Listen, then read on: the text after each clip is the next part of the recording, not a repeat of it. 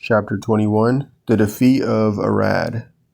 When the Canaanite, king of Arad, who lived in the Negev, heard that Israel was coming along the road to Atharim, he attacked Israel and captured some prisoners.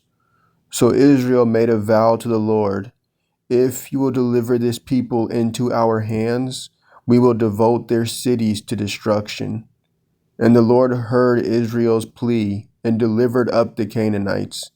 Israel devoted them and their cities to destruction, so they named the place Hormah, the bronze serpent.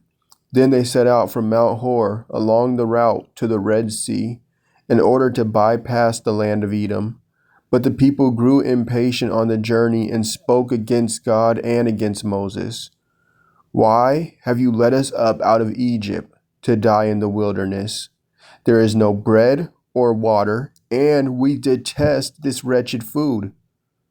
So the Lord sent venomous snakes among the people, and many of the Israelites were bitten and died. Then the people came to Moses and said, "We have sinned by speaking against the Lord and against you. Intercede with the Lord, so he will take the snakes away from us." So Moses interceded for the people. Then the Lord said to Moses, "Make a fiery serpent and mount it on a pole. When anyone who is bitten looks at it, he will live." So Moses made a bronze snake and mounted it on a pole. If anyone who was bitten looked at the bronze snake, he will live. The journey to Moab. Then the Israelites set out and camped at Oboth. They journeyed from Oboth and camped at Abarim, the wilderness opposite Moab to the east.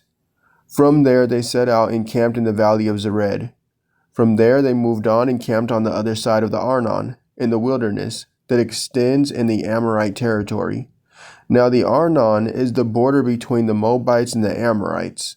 Therefore it is stated in the book of the wars of the Lord, Waheb and Saphah, and the wadis of the Arnon, even the slopes of the wadis that extend to the site of Ar are and lie among the border of Moab.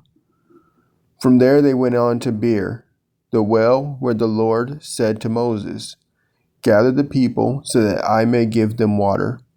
Then Israel sang this song, "Spring up, O well, all of you sing to it." The princes dug the well. The nobles of the people hollowed it out with their scepters and with their staffs.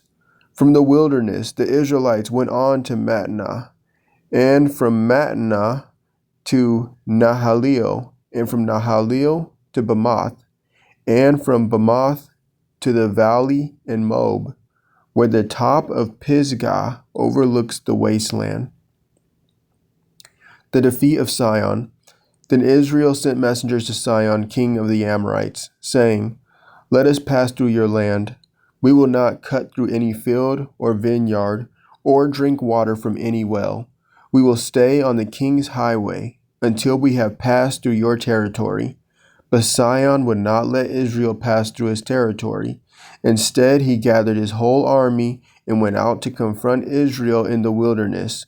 When he came to Jahaz, he fought against Israel, and Israel put him to the sword and took possession of his land, from the Arnon to the Jabbok, but only up to the border of the Ammonites, because it was fortified. Israel captured all the cities of the Amorites and occupied them, including Heshbon and all its villages. Heshbon was the city of Sihon, king of the Amorites, who had fought against the former king of Moab and taken all his land as far as the Arnon. That is why the poets say, "Come to Heshbon, let it be rebuilt. Let the city of Sihon be restored."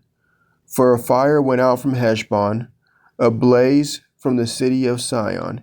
It consumed Ar of Moab, the rulers of Arnon's heights. Woe to you, O Moab! You are destroyed, O people of Shamash. He gave up his sons as refugees, and his daughters into captivity, to Sihon, king of the Amorites. But we have overthrown them. Heshbon is destroyed as far as Dibon. We demolished them as far as Nopah, which reaches to Medeba. The defeat of Og.